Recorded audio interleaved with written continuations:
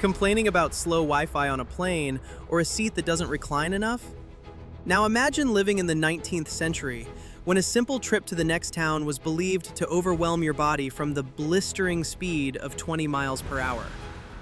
Welcome to an era when every journey felt like either a circus act or a serious endurance test.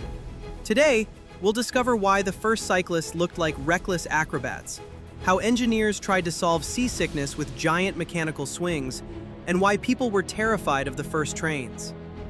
Fasten your seatbelts, though they hadn't been invented yet. Let's go!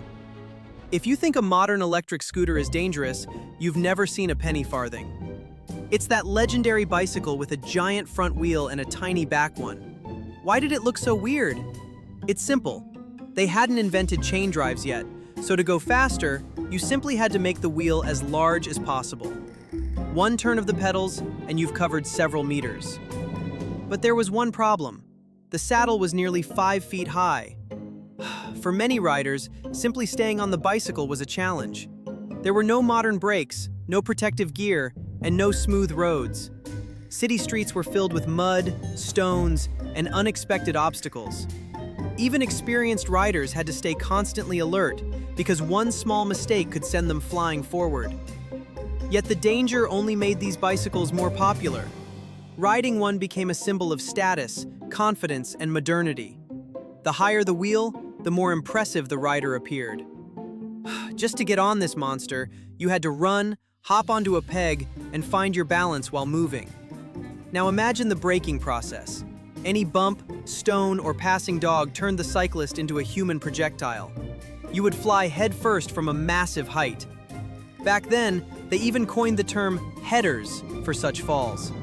But people loved them anyway. It was considered the height of coolness and elegance, even though every casual ride felt like a visit to an orthopedic specialist. Do you still think learning to skateboard is hard? When the first railroads appeared, society was split into two camps, those who were thrilled and those who were terrified. And the second group was much larger. For many people, trains represented a frightening leap into the unknown. Until then, humans had never traveled at such speeds on land.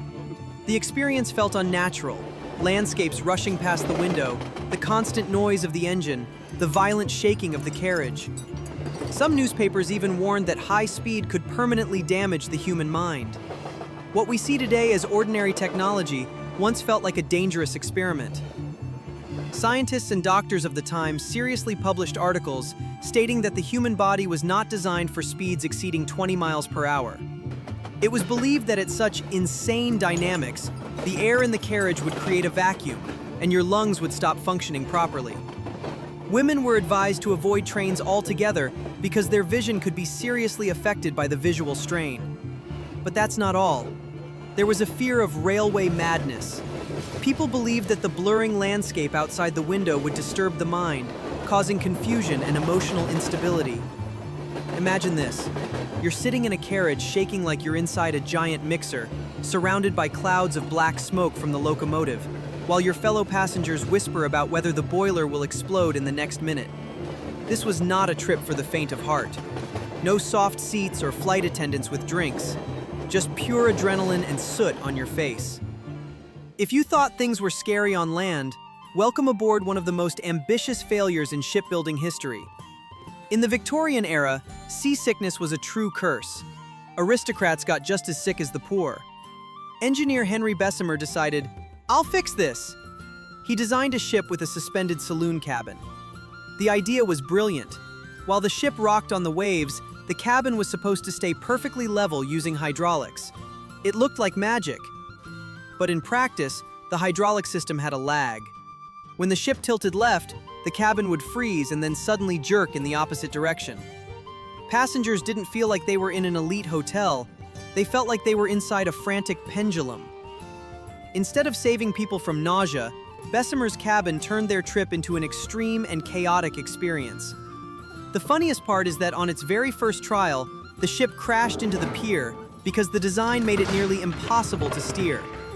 The project was scrapped, and the cabin was turned into a lecture hall on land. At least there, it definitely didn't wobble. But what if you didn't want to travel on muddy roads or sail the stormy seas? 19th century people dreamed of the sky. But airplanes were still decades away, so engineers suggested individual hot air balloons. Imagine this. You strap a massive gas-filled balloon to your back, and on your feet, you have pedals with propellers. It looked like pure Miyazaki-style steampunk. There were even blueprints for aerial carriages pulled by eagles or tied to horses running on the ground. People seriously believed that soon every clerk would fly to work by pedaling their sky bicycle. Of course, they forgot about the wind. The first attempt at such a flight usually ended with the pilot being found in a tree a couple of miles from home. Looking back, it's easy to think people of the past were naive. But in reality, they were incredibly brave. Every modern comfort we enjoy today exists because someone once risked failure trying something new. The world we live in was built by these daring dreamers. Which of these modes of transport seemed the wildest to you? Would you risk riding a 5-foot-tall bike with no brakes? Subscribe to Historydzilla. See you in the next adventure!